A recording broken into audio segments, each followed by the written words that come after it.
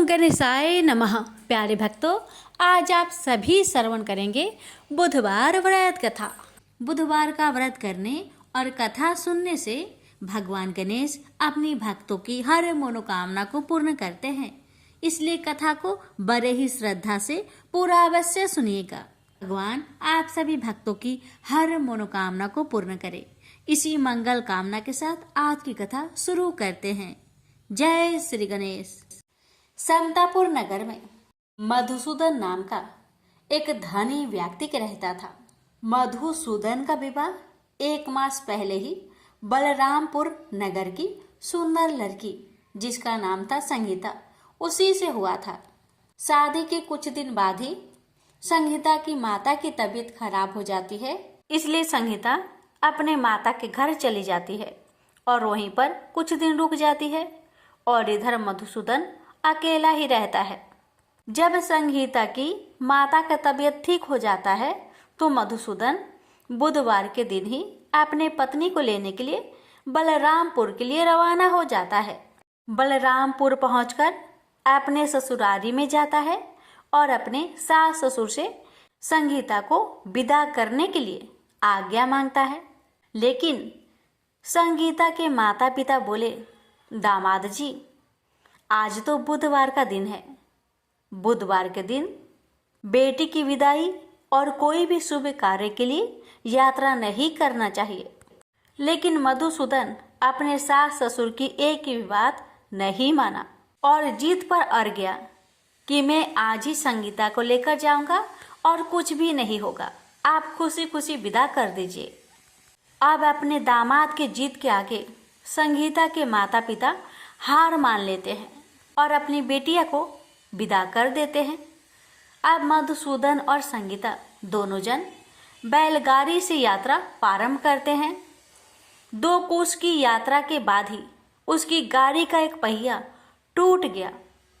वहां से दोनों पैदल ही यात्रा करना शुरू कर देते हैं और पैदल चलते चलते बेचारी संगीता तो थक जाती है और उसे जोर से प्यास लग जाती है। तो अपने पति से कहती है, सुनिए जी, मुझे बहुत जोर से प्यास लगी है। तो मधुसूदन कहता है, ठीक है, तुम इस पेड़ की छांव में बैठो, मैं देखता हूँ आसपास में कहीं अगर पानी मिल जाए तो मैं लेकर आता हूँ, तुम यहाँ से कहीं जाना मत। इतना कहकर मधुसूदन पानी ढूंढने के लिए चल दिया। थोड़ी देर इधर उधर ढूंढने के बाद मधुसूदन को कहीं से जल मिल जाता है और वह जल लेकर वापस उसी जगह में आता है जहाँ उसकी पत्नी पेड़ के नीचे छांव में बैठी हुई थी। मगर ये क्या, वह बहुत हैरान हो जाता है क्योंकि उसकी पत्नी के पास उसी की शक्ल का एक आदमी बैठा हुआ था और संगीता उस आदमी की दी हुई पानी को पी रही थी। ये देखकर मधुसूदन चौंक गया। जब संगीता का नजर दूसरे मधुसूदन पर पड़ा तो बेचारी वो भी हैरान रह गई और दोनों में से असली मधुसूदन कौन है बेचारी अंतर न कर पाई। अब मधुसूदन को बहुत क्रोध आया और क्रोध में उसने उस व्यक्ति से पूछा, तुम कौन हो और मेरी पत्नी के पास क्यों बैठे हो? मधुसूदन की बात सुनकर उस व्यक्ति ने कहा, अरे भाई, यह मेरी पत्नी संगीता है। मैं अपनी पत्नी को ससुराल से विदा कराकर लाया हूँ, लेकिन तुम कौन हो जो मुझसे ऐसे प्रश्न कर रहे हो? उस व्यक्ति की बातें सुनकर मधुसूदन भड़क उठा और कहने लगा कि तुम जरूर कोई चोर या ठग हो। यह मेरी पत्नी संगीता है। मैं इसे पेड़ के नीचे बैठाकर जल की खोज में गया था। इस पर उस व्यक्ति ने कहा, अरे भाई, झूठ तो तुम बोल रहे हो। संगीता को प्यास लगने पर जल लेने मैं गया था। मैंने तो जल लाकर अपनी पत्नी को पिला भी दिया। अब तुम चुपचाप यहाँ से चलते बनो, नहीं तो किसी सिपाही को बुलाकर तुम्हें पकड़वा दूंगा। दोनों एक दूसरे से लड़ने लगे। उन्हें लड़ते देख बहुत से लोग वहां इकट्ठे हो गए। नगर के कुछ सिपाही भी वहां आ गए। सिपाही उन दोनों को पकड़कर राजा के पास ले गए और सारी कहानी राजा को सुना दी। राजा ने भी कोई निर्णय नहीं कर पाया। संगीता भी उन दोनों में से अपने वास्तविक पति को नहीं पहचान पा रही थी। राजा ने दोनों को ही कारागार में डाल देने के लिए कहा। राजा के इस फैसले पर असली मधुसूदन भयभीत हो गया। तभी आकाशवाणी हुई, मधुसूदन, तूने संगीता के माता पिता की बात नहीं मानी और बुधवार के दिन अपनी पत्नी को ससुराल से ले आया। यह सब भगवान बुद्ध देव के प्रकोप से हो रहा है।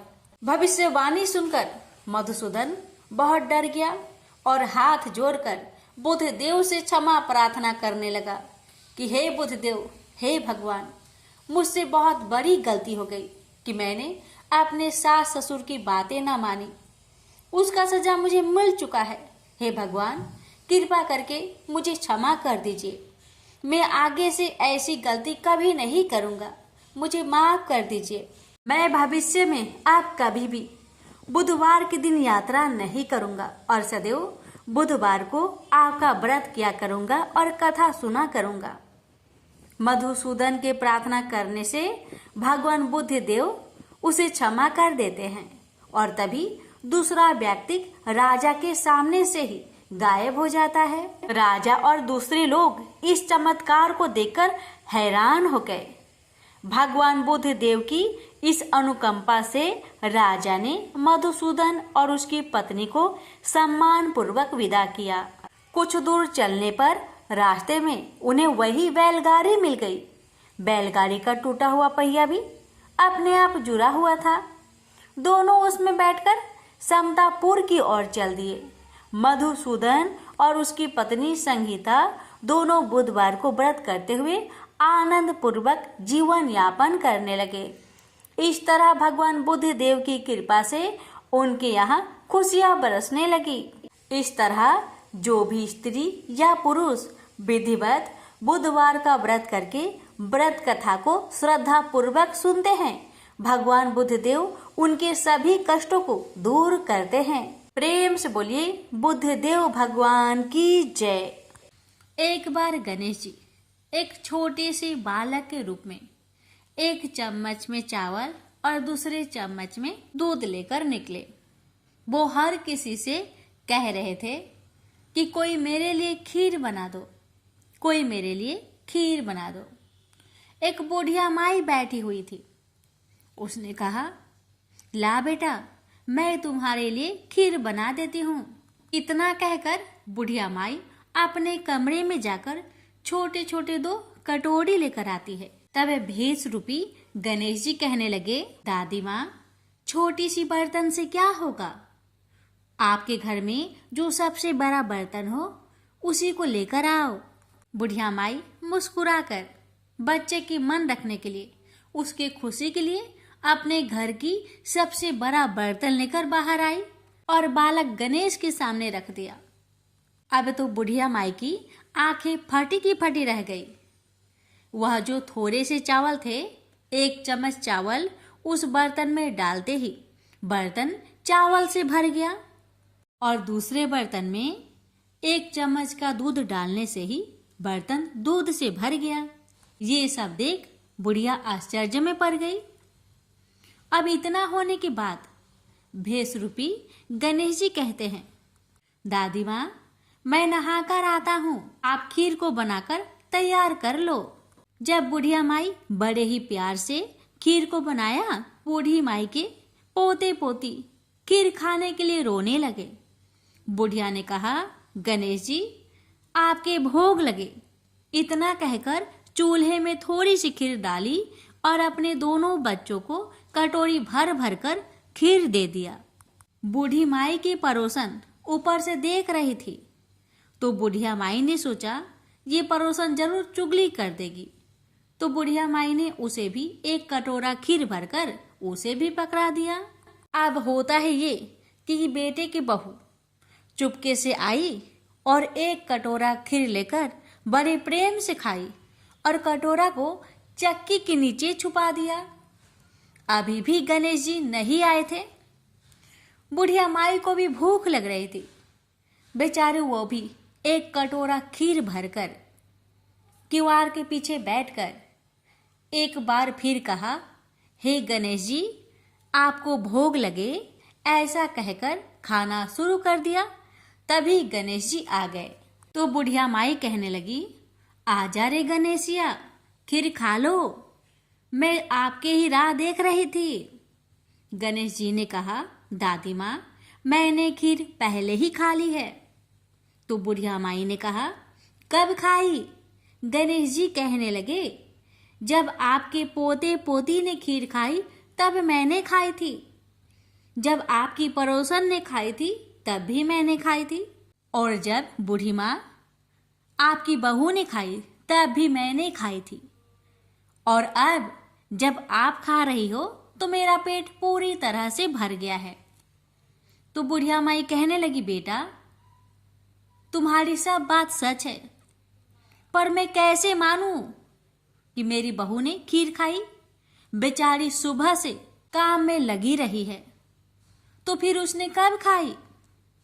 गणेश जी ने कहा, चक्की के नीचे जाकर देख, जूठा कटोरा पड़ा है जो तेरी बहू ने खाकर छुपा के रखी है, और तूने तो मेरे लिए भोग भी लगाया था, और तुम्हारी बहू ने वैसे ही खा गई। बूढ़ी माई ने कहा, बेटा, यह घर की बात है, घर में ही रहने दो। अब बताओ कि बची हुई खीर का मैं क्या करूं? बेसरूपी गणेश जी ने कहा, नगरी जिमा दो। बुढ़िया ने पूरी नगरी जिमा दी, लेकिन फिर भी गणेश जी की कृपा से खीर पूरा की पूरा भरा ही था। राजा को पता लगा कि बुढ़िया के पास जादुई बर्तन है, तो राजा ने बुढ़िया माई को महल में बुलवाया और कहा, क्यों रे बुढ़िया, यह खीर वाली बर्तन तुम्हारे घर में शोभा नहीं देता है, ये तो हमारे महल में शोभा देगा। तो बुढ़िया ने कहा, राजा जी, अगर आपको खीर का बर्तन लेना है तो ले लो।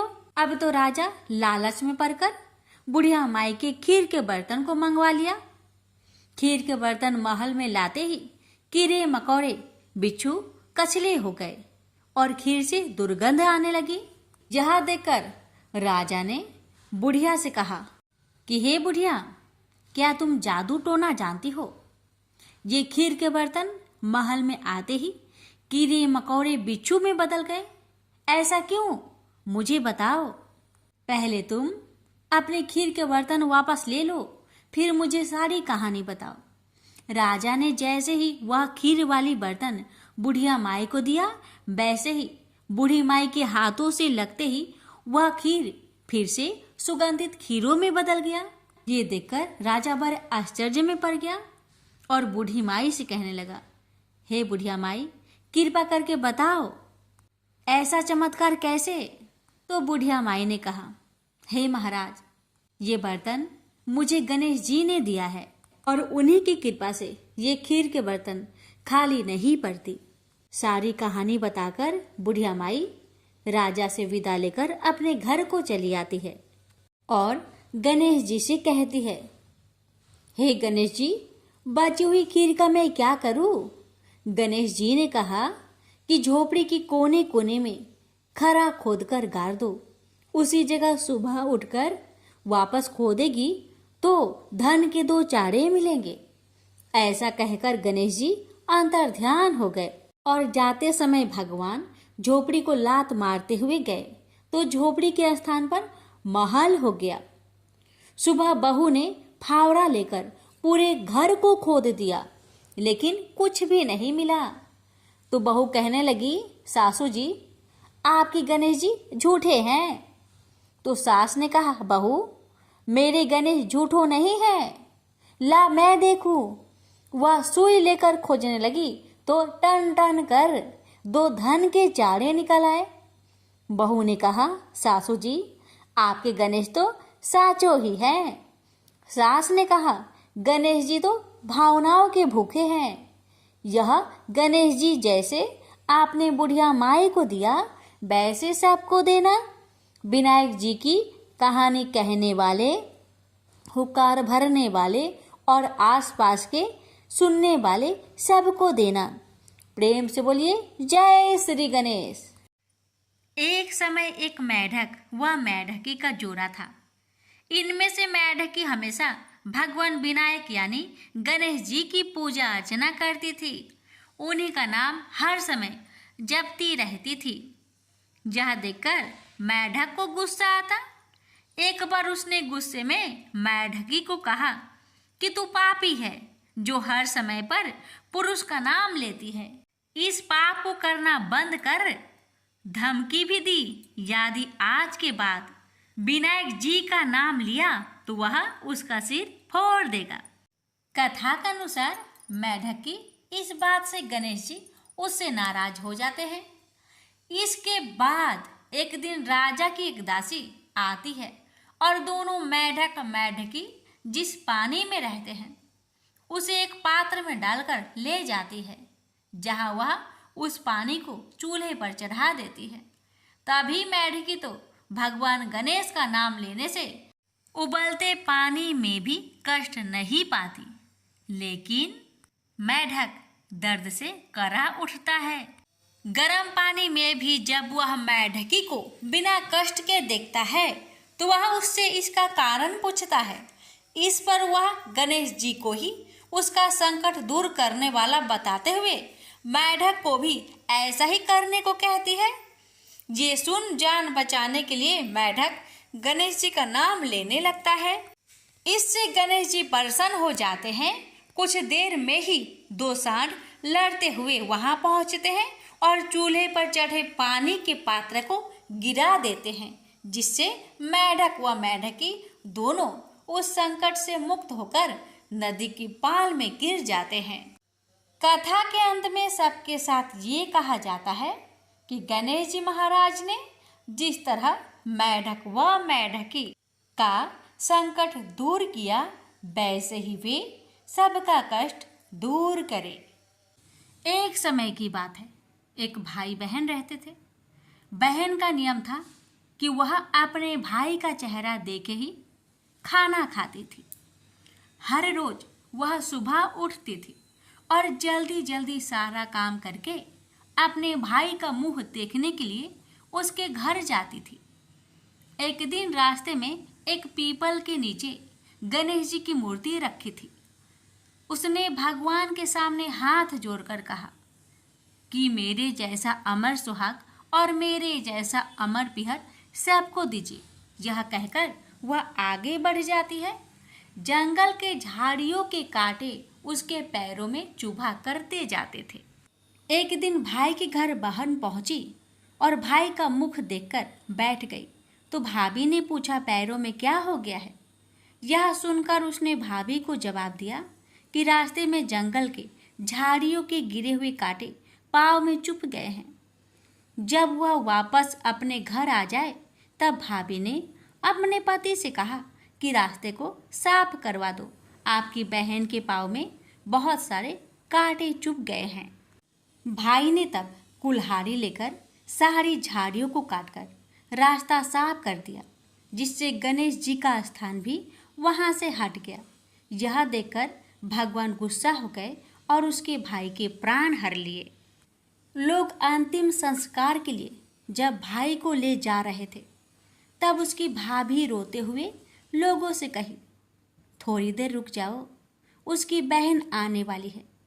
वह अपने भाई का मुख देखे बिना नहीं रह सकती, उसका यह नियम है।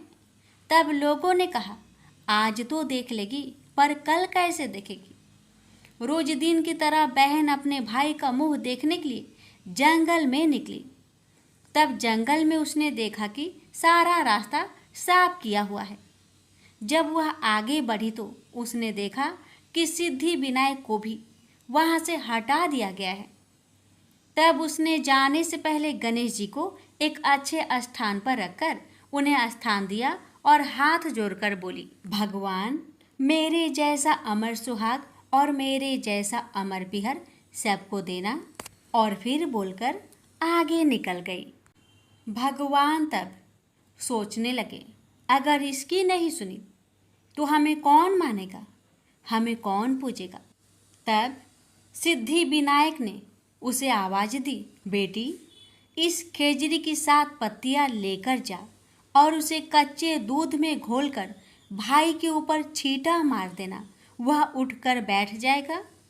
यह सुनकर जब पीछे मुड़ी तो वहाँ कोई नहीं था। फिर वह यह सोचने लगी कि ठीक है, जैसा सुना वैसा कर लेती हूँ। फिर वह 7 खेजड़ी की पत्तियाँ लेकर अपने भाई के घर पहुँची। उसने देखा वहाँ कई लोग बैठे हुए हैं। भाभी बैठी रो रही है और भाई की लाश रखी है। तब उसने उस 7 पत्तियों को बताए हुए नियम के तहत भाई के ऊपर इस्तेमाल किया। तब भाई उठकर बैठ गया। भाई बोला बहन से, बोला मुझे बहुत ही गहरी नींद आ गई थी। तब बहन बोली यह नींद किसी दुश्मन को भी ना आए, और उसने सारी बात अपने भाई को बता दी। तो मान्यता के अनुसार ये है गणेश जी की चमत्कारी कथा। प्रेम से बोलिए गणेश भगवान जी की जय हो। एक बुढ़िया माई थी, मिट्टी के गणेश जी की पूजा करती थी। रोज बनाए रोज गल जाए। एक सेठ का मकान बन रहा था तो बुढ़िया बोली पत्थर का गणेश बना दो। मिस्त्री बोले जितने में हम तेरा पत्थर का गणेश जी करेंगे उतने में अपनी दीवार ना चिनेंगे। बुढ़िया बोली राम करे तुम्हारी दीवार टेढ़ी हो जाए। अब उनकी दीवार टेढ़ी हो गई। वो चिने और ढा देवे, चिने और ढा देवे। इस तरह करते करते शाम हो गई। शाम को सेठ आया। उसने कहा आज कुछ भी नहीं किया। मिस्त्री कहने लगे कि एक बुढ़िया आई थी, वो कह रही थी मेरा पत्थर का गणेश कर दो। हमने नहीं करा तो उसने कहा तुम्हारी दीवार टेढ़ी हो जाए। तब से दीवार सीधी नहीं बन रही है। बनाते हैं और ढा देते हैं। सेठ ने बुढ़िया बुलवाई। सेठ ने कहा हम तेरा सोना का गणेश गढ़ देंगे, हमारी दीवार सीधी कर दो। सेठ ने बुढ़िया को सोने का गणेश गढ़ा दिया। सेठ की दीवार सीधी हो गई।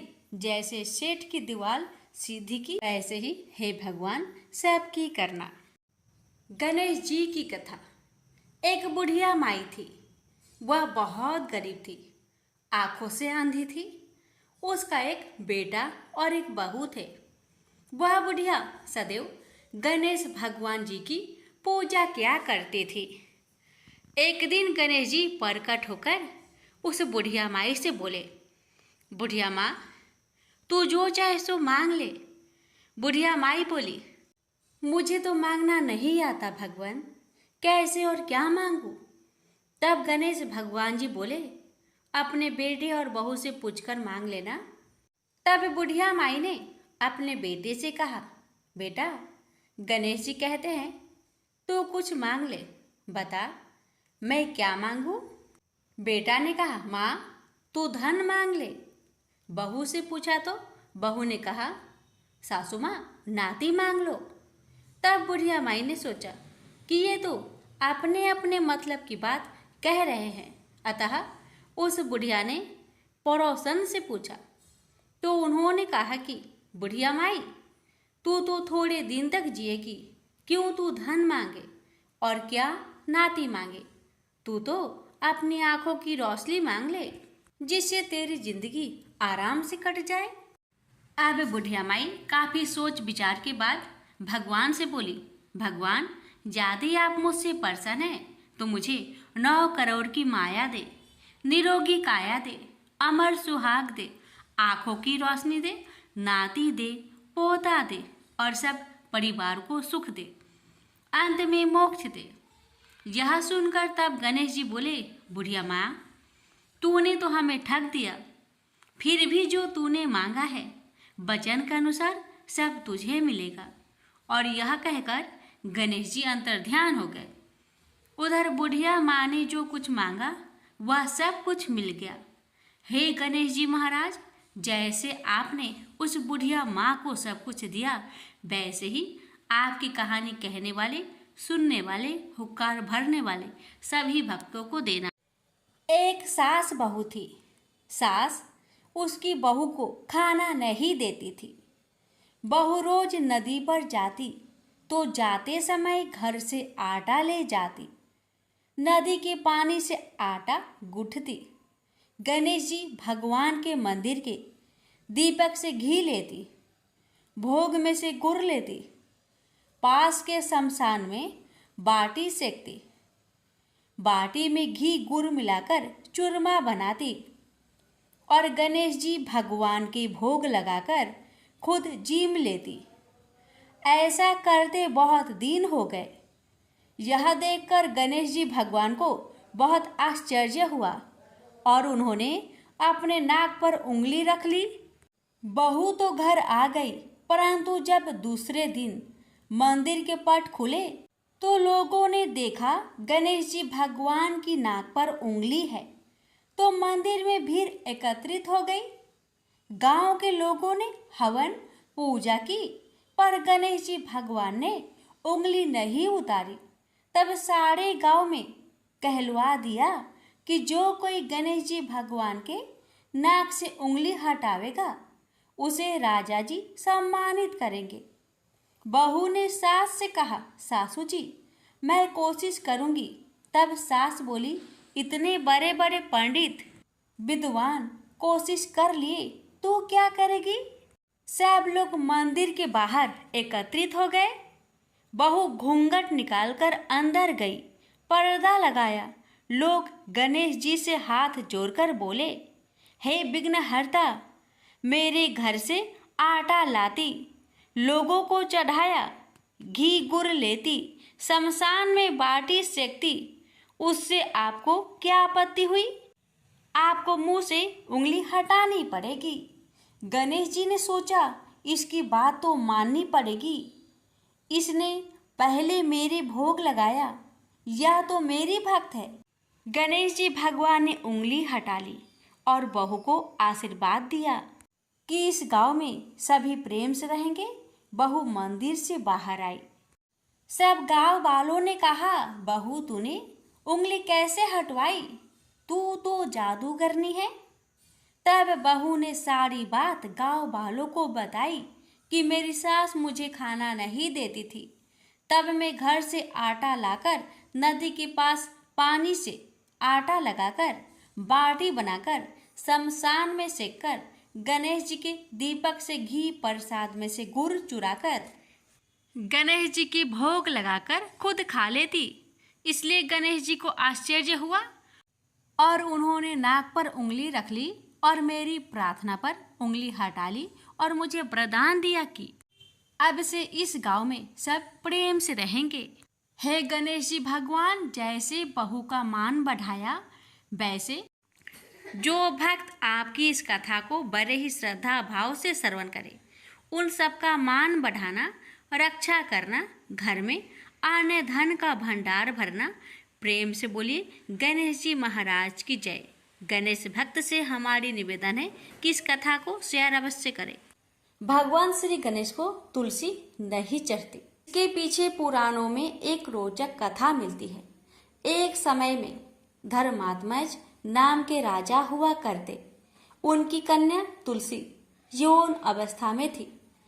अपने विवाह की इच्छा लेकर तीर्थ यात्रा पर निकल पड़ी।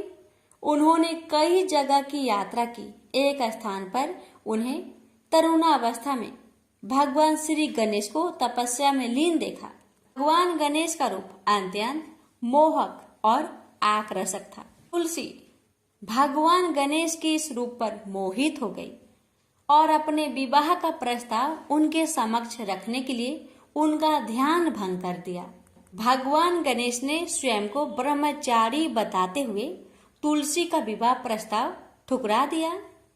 तुलसी को भगवान गणेश के इस रूखे व्यवहार और अपना विवाह प्रस्ताव ठुकराए जाने से बहुत दुख हुआ और उन्होंने आवेश में आकर भगवान गणेश को 2 विवाह होने की श्राप दे दिया। इस पर श्री गणेश ने भी तुलसी को असुर से विवाह होने का श्राप दे डाला। बाद में तुलसी को अपनी भूल का एहसास हुआ और भगवान गणेश से क्षमा मांगी। ना तुम्हारा श्राप खाली जाएगा, ना मेरा। मैं रिद्धि और सिद्धि का पति बनूंगा और तुम्हारा भी विवाह राक्षस जलांधर से अवश्य होगा। लेकिन अंत में तुम भगवान विष्णु और श्री कृष्ण की प्रिया बनोगी और कलयुग में भगवान विष्णु के साथ तुम्हें पौधे के रूप में पूजा जाएगा, लेकिन मेरी पूजा में तुलसी का प्रयोग नहीं किया जाएगा। प्रेम से बोलिए तुलसी माता की जय, गणेश भगवान की जय। बहुत समय पहले की बात है, किसी गांव के बाहर एक बरगद का पेड़ था, जिसके पास ही गणेश जी का एक छोटा सा मंदिर था। गांव में और मंदिर नहीं थे, इसलिए सब लोग इसी मंदिर में आकर पूजा किया करते थे। गांव में एक भिखारी भी रहता था। भीख मांगना ही उसका काम था।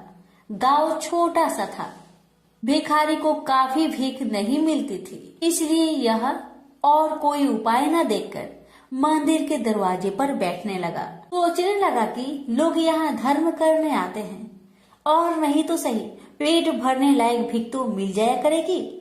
भिखारी दिन भर मंदिर के दरवाजे पर बैठा रहता और जब वहाँ किसी को आते देखता तो शिव शिव रटने लगता। इस तरह बेचारा दिन भर गणेश जी और शिव जी का नाम जपता रहता था, मगर शाम तक उसे भीख मिलती थी। फिर 2-4 मुट्ठी अन्न और कुछ फल मूल और कभी कभी 4-6 पैसे मिलते थे। हालांकि इतनी थोड़ी आमदनी से किसी की गुजर कैसे हो सकती है। फिर भिखारी को अपना ही नहीं बल्कि अपनी बेटी की भी चिंता करनी पड़ती थी। उसकी बेटी का नाम था कमला और वह बड़ी चतुर और बड़ी समझदार थी, मगर चतुराई और समझदारी से तो पेट की आग नहीं बुझती, उसे तो भोजन चाहिए। इसलिए कमला कभी कभी अपने बाप को भोजन पाने के लिए तंग करने लगती थी। उस वक्त भिखारी के दिल पर बड़ी चोट लगती, उसकी आंखें भर आती थी। वह चिंता के समुद्र में डूब उतरने लगता था। गर्मी के दिन थे, दोपहर का समय था। ऊपर आसमान और नीचे धरती धक धक जल रही थी। चारों तरफ सन्नाटा छा रहा था। ऐसे ही समय में महादेव पार्वती लोगों का सुख दुख देखने इस संसार में आए। चलते चलते वे उसी गांव में पहुंचे और गणेश जी के मंदिर के सामने से निकले। भिखारी उन्हें आते देख ओम नमः शिवाय, ओम नमः शिवाय की रटना रटने लगा। भिखारी की यह हालत देख पार्वती जी को बड़ी दया आई। उन्होंने महादेव जी से कहा, भगवान इस भिखारी की तरफ भी तो देखिए, बेचारा कितना दुखी है। देखिए तो कितने प्रेम से आपका नाम जप रहा है और आप भगवान कितने कठोर है। आपको क्या इस भिखारी पर दया नहीं आई? मैंने सुना था कि लोग बड़े पापी हो गए हैं, वो देवताओं का पूजा नहीं करते, मगर नहीं, आज मुझे मालूम हुआ कि इसमें उनका कोई अपराध नहीं, सब तो देवताओं का अपराध ही है। आप इसी भिखारी को ले लीजिए। बेचारा को आपका नाम लेते लेते बरसों बीत गए, इतने पर भी अभागा पेट भर भोजन तक नहीं पाता।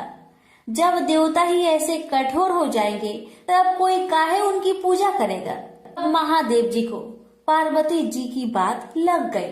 भगवान बोले, देवी आप असल बात क्या है नहीं जानती और आप जान भी नहीं सकती, क्योंकि आपका हृदय ही इतना कोमल है कि मैं कहता हूँ देवी आप जिद ना करें, जो हो रहा है उसे होने दीजिए। देवी ने एक ना सुना तो भगवान ने कहा, ठीक है तो मैं आज इस भिखारी के लिए कुछ बंदोबस्त करा देता हूँ, जिससे इस भिखारी का दुख दूर हो जाएगा। इतना कहकर महादेव जी पार्वती जी के साथ मंदिर में पहुँचे। माता पिता को आते देख गणेश जी उठकर खड़े हो गए। उन्होंने बड़े प्रेम से माता पिता को प्रणाम किया। महादेव जी ने गणेश जी को आशीर्वाद दिया और कहा, देखो बेटा, यह भिखारी बरसों से तुम्हारे द्वार पर बैठा है, मेरा नाम जपा करता है, मगर तुमने अब तक इस पर दया क्यों नहीं किया? अब ऐसा कुछ उपाय करो जिससे इस बेचारे का दुख दूर हो जाए। गणेश जी ने हाथ जोड़कर उत्तर दिया, अच्छी बात है पिताजी, 7 दिन के भीतर उसका दुख दूर हो जाएगा, उसे कहीं न कहीं से 2 लाख रुपए मिल जाएंगे। गणेश जी का उत्तर सुनकर महादेव पार्वती आगे को चल गए। इसी समय एक बनिया मंदिर में पूजा करने आया था। वह आड़ में छिपा छिपा महादेव जी और गणेश जी की बातें सुन रहा था। उसने सोचा, ये तो बहुत अच्छा मौका है, यदि थोड़ी चतुराई से काम लूं तो सहज ही 2 लाख का मालिक मैं हो सकता हूँ। बस वह बड़ी खुशी से भिखारी के सामने पहुँचा और उसे प्रणाम कर एक तरफ बैठ गया। भिखारी को आज तक किसी ने प्रणाम नहीं किया था, न कोई उसके पास आकर बैठा ही था। बनिए की इस काम से भिखारी ने समझा कि यह बेशक कोई भला मानुष है। वह मन ही मन प्रसन्न हुआ और बनिए से बोला, बाबा आप बहुत दयालु जान पड़ते हैं, कहिए मेरे पास आने की कृपा क्यों कर हुई? आप नहीं जानते मैं एक गरीब भिखारी हूँ। बनिए को तो अपना मतलब गांठना था। मीठेपन से बोला, आप भिखारी है? कौन कहता है कि आप भिखारी है? मुझे अच्छी तरह मालूम है कि आप एक पहुँचे हुए महात्मा हैं और आपके दर्शन से लोगों के पाप दूर हो जाते हैं। मैं भी आपके दर्शन करने चला आया हूँ। मुझे आपसे कुछ पूछना है, यदि आज्ञा दो तो पूछो? भिखारी खुशी से बोला, पूछिए। बनिया बोला, भला दिन भर आपको कितनी भीख मिल जाती है? भिखारी बोला, भाई मिलने की क्यों पूछते हो, यहाँ तो पेट की भी लाले पड़े रहते हैं।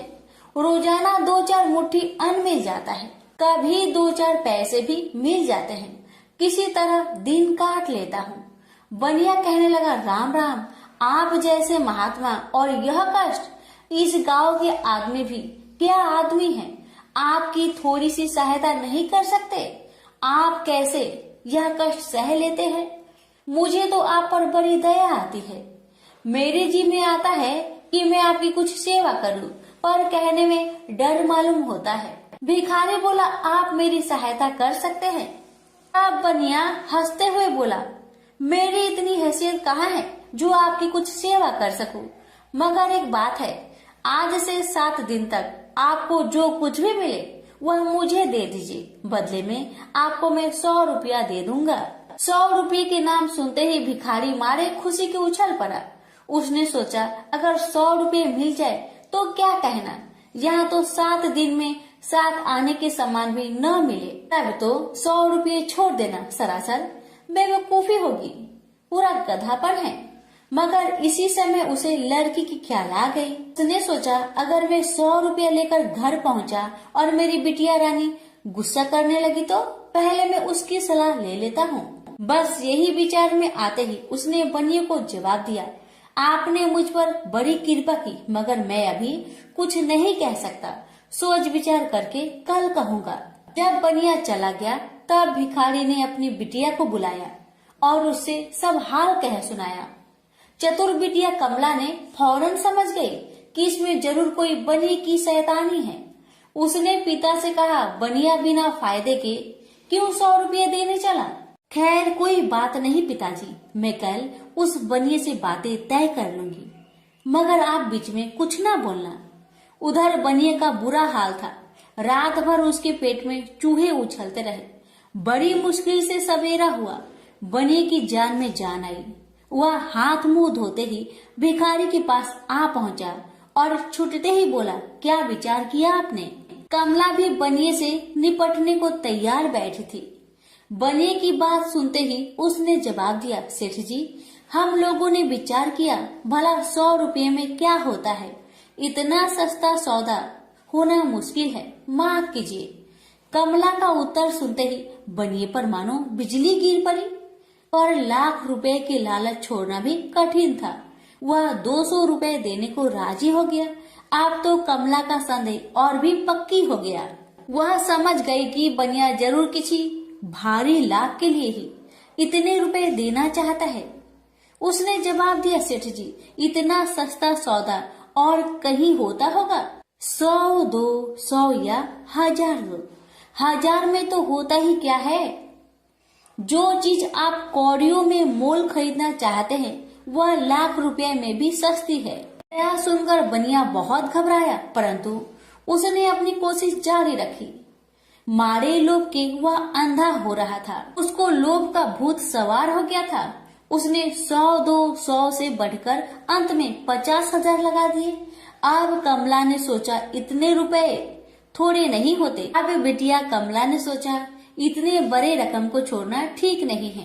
उसने बनिए से कहा, खैर आप नहीं मानते तो मैं ही आपकी बात मान लेती हूँ, मगर शर्त ये है कि रुपए अभी मिलने चाहिए। ये शर्तें मंजूर करने में बनिए को क्या उजर थी। वह खुशी खुशी घर लौटा। उसने सोचा 50,000 रुपए देकर 1 लाख लेना कुछ बुरा नहीं है। 2 लाख न सही 1.5 लाख मालिक तो बन ही जाऊंगा। आहा, मेरी तकदीर भी कितनी चोखी है। 7 ही दिन में 50,000 का लाभ हो गया। उसने घर आते ही भिखारी के पास 50,000 रुपए भेज दिए। अब बनिया हर रोज भिखारी के पास आता और उसकी दिन भर की भीख घर ले आता। इस तरह 6 दिन बीत गए। अब तो बनिए को बड़ी फिक्र हुई। 7वें दिन वह फिर गणेश जी के मंदिर में पहुंचा। उसने देखा कि आज फिर महादेव पार्वती मंदिर में पधारे हैं। बस वह दीवार से कान सटा उनकी बातें सुनने लगा। मगर यह क्या, उसका कान दीवार में चिपक गया। उसने कान छुड़ाने की बहुत कोशिश की, पर कान टसमस न हुआ। तब वह दाहिने हाथ की सहायता से कान छुड़ाने लगा। इतने में हाथ भी दीवार में चिपक गया। इधर महादेव जी ने गणेश जी से पूछा, बेटा इस भिखारी के लिए कुछ इंतजाम हुआ है?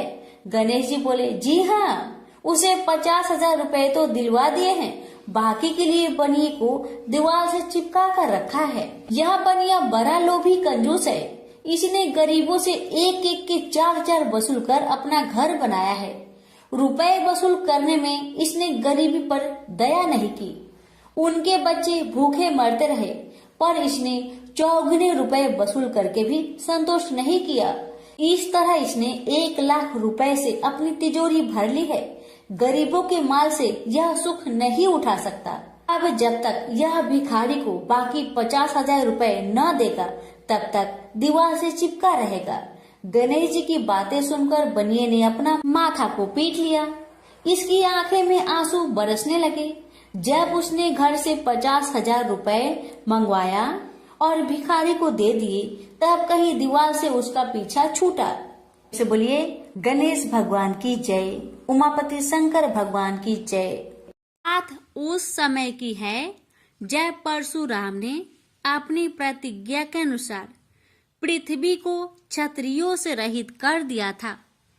तब वे अपने गुरु भूतनाथ के चरणों में प्रणाम करने और गुरु पत्नी अम्बा तथा उनके नारायण तुल्य दोनों गुरु पुत्र कार्तिकेय और गणनायक को देखने की लालसा से कैलाश पहुँचे। वहाँ उन्होंने अत्यंत अद्भुत कैलाशपुरी का दर्शन किया। अपने गुरु की उस दिव्य पुरी के दर्शन कर उनका नंदन आनंद विभोर हो गए।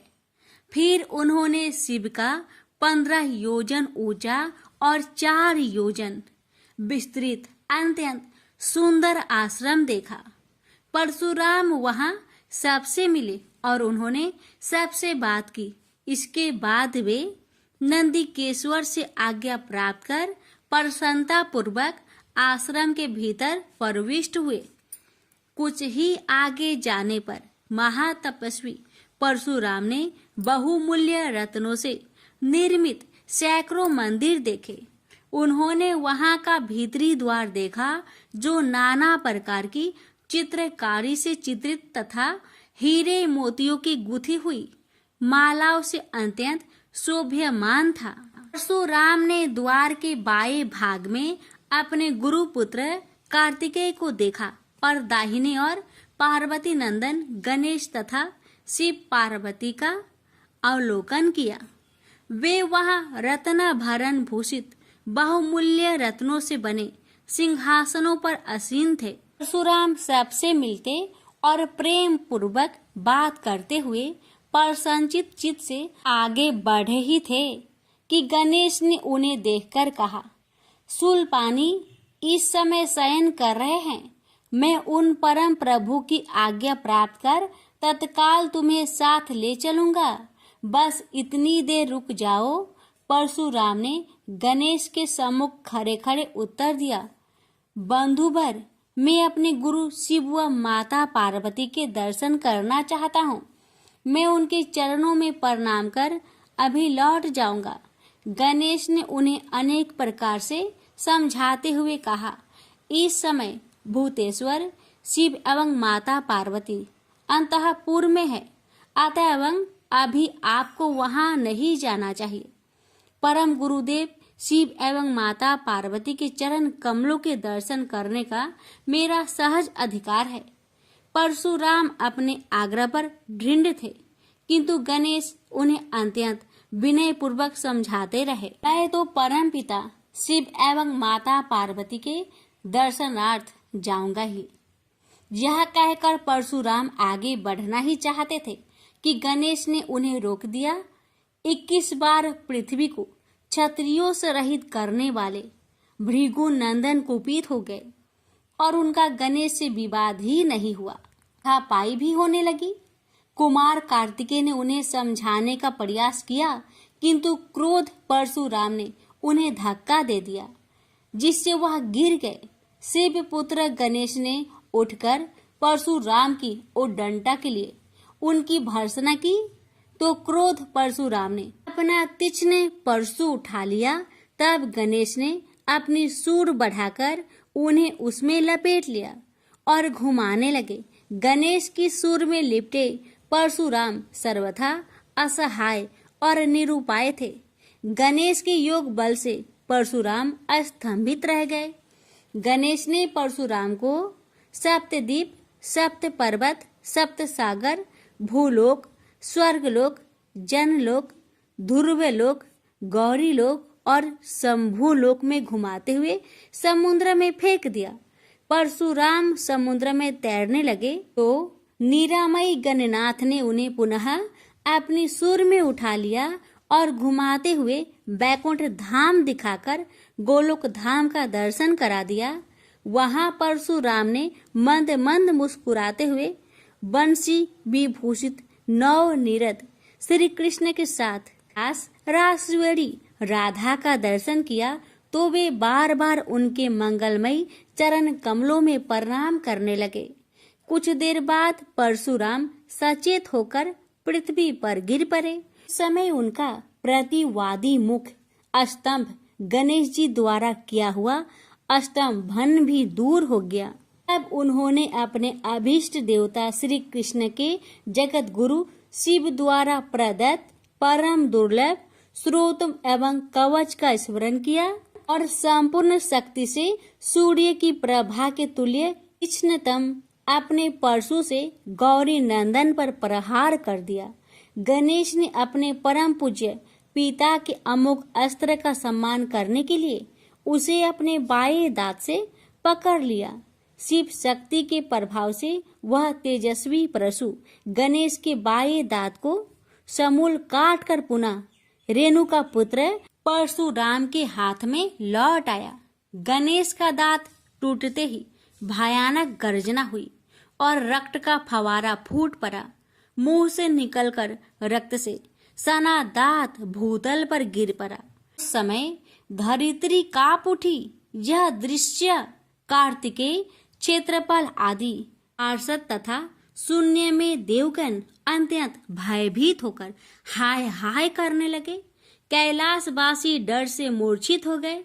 निंद्रापति सुधत्मा शिव की निंद्रा भंग हुई। यह क्या हुआ? दौड़ी हुई पार्वती आई तो उन्होंने अपने पुत्र गणेश के टूटे दांत तथा रक्त से सने हुए मुंह को देखा और देखा कि उनके हृदय खंड गणेश क्रोध शून्य परम शांत लज्जा से सिर झुकाए खड़े हैं।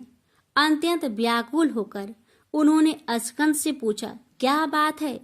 यह कैसे हुआ? स्कंद द्वारा संपूर्ण वृत्तांत सुनकर पार्वती अत्यंत क्रोध हुई और अपने प्रिय पुत्र गणेश जी को सीने से लगाकर रोती हुई शिव से बोली, मेरे पुत्र गणेश और आपके शिष्य परशुराम में किसका दोष है? आप ही निर्णय करें। फिर माता पार्वती ने अपने सम्मुख परशुराम को शिव के प्रमोदक द्वारा चरण कमलों की निर्भयता पूर्वक सेवा करते हुए देखकर कहा, हे महाभाग राम, तुम योगियों के गुरु देवाधिदेव महादेव के शिष्य हो। तुम शुद्ध मन वाले हो। तुम्हारी अशुद्धता का कारण मेरी समझ में नहीं आ रहा। तुमने करुणामय गुरु से अमोघ परशु प्राप्त कर पहले तो उसकी क्षत्रिय जाति पर परीक्षा की और अब गुरु पुत्र पर परीक्षा की है। श्रुति गुरु दक्षिणा देने का निर्देश करती है और तुमने अत्यंत निर्दयता पूर्वक गुरु पुत्र का समूल एक दांत ही नष्ट कर दिया। अब इसका सिर भी काट डालो। चरमता का अमोघ परशु प्राप्त कर ले तो क्षुद्र श्रृंगाल भी वनराज को मार सकता है। इतना कहकर क्रोध से भगवती पार्वती परशुराम को मारने के लिए प्रस्तुत हो गई। भय बस परशुराम ने मन ही मन करुणा सागर गुरु को प्रणाम कर अपने इष्ट देव गोलोकनाथ श्री कृष्ण का स्मरण किया। तभी पार्वती ने अपने सम्मुख एक बौने ब्राह्मण बालक को देखा। उस पर तेजस्वी ब्राह्मण बालक को देखकर आतुरता से भगवान शंकर ने भक्ति पूर्वक मस्तक झुकाकर प्रणाम किया। उसके बाद माता पार्वती ने भी उसे प्रणाम किया। परम तेजस्वी ब्राह्मण बालक ने शिव एवं पार्वती को शुभ आशीर्वाद प्रदान किया। यह दृश्य देखकर कैलाशवासी बालक बालिकाएं भयभीत एवं चकित हो गए। फिर भगवान शंकर ने उनका पूजन किया। वे वामन भगवान रत्न सिंहासन पर विराजमान थे। उनका उत्कृष्ट तेज सर्वत्र फैल रहा था।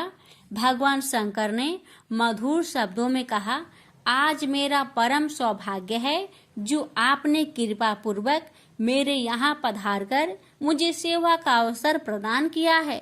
सुतोष शिव की मधुर वाणी से प्रसन्न होकर ब्राह्मण बाल रूपी स्वयं श्री हरि ने गंभीर स्वर में कहा, आप लोग की वर्तमान स्थिति जानकर मैं श्वेत द्वीप से आ रहा हूँ। मेरे भक्तों का कभी अमंगल नहीं होता। मेरा सहस्त्र सार उनके रक्षार्थ प्रतिक्षण प्रस्तुत रहता है, किंतु गुरु के रुष्ट होने पर मैं विवश हो जाता हूँ। गुरु की अवहेलना बलवती होती है। विद्या और मंत्र प्रदान करने वाला गुरु अभिष्ट देव से 100 गुना श्रेष्ठ है। गुरु से बढ़कर कोई देवता नहीं है, पार्वती से बढ़कर कोई पतिव्रता नहीं है तथा गणेश से उत्तम कोई जितेंद्रिय नहीं है। भृगु नंदन ने गुरु पत्नी एवं गुरु पुत्र की अवहेलना कर दी है। उसी का मार्जन करने के लिए मैं यहाँ उपस्थित हुआ हूँ। श्री हरि ने भगवान शंकर के बाद भगवती पार्वती से कहा, तुम जग जननी हो। तुम्हारे लिए गणेश, कार्तिकेय और परशुराम भी पुत्र तुल्य है। इन परशुराम ने स्नेह के प्रति शिव और तुम्हारे मन में भेद नहीं है। आता एवं जो उचित समझो करो। देव बड़ा प्रबल होता है।